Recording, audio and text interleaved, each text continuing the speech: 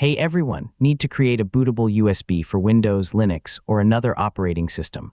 Vent makes the process incredibly simple because you only install it on your USB drive once. After that, you can just copy ISO files to the drive and boot from them whenever you need. In this full guide, I'll show you exactly how to create a bootable USB with Ventoy step by step. So let's get started. First, download the latest version of Ventoy from the official website. Once the download is complete, extract the zip file and open the extracted folder. Next, connect the USB flash drive you want to use.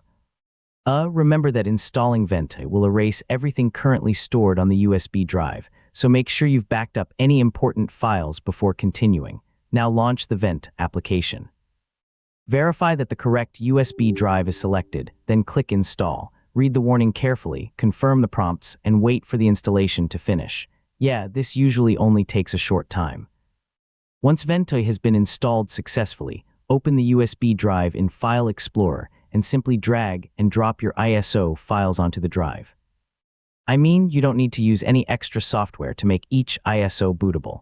Safely remove the USB drive, then connect it to the computer where you want to install or run an operating system.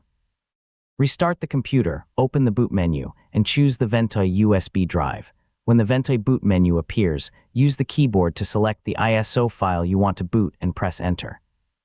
Ventoy will load the selected operating system or recovery tool directly from the USB drive, and that's how to create a bootable USB with Vent. Once Ventoy is installed, adding or removing bootable operating systems is as easy as copying or deleting ISO files, making USB management much faster and more convenient. Thanks for watching, and I'll see you in the next tutorial.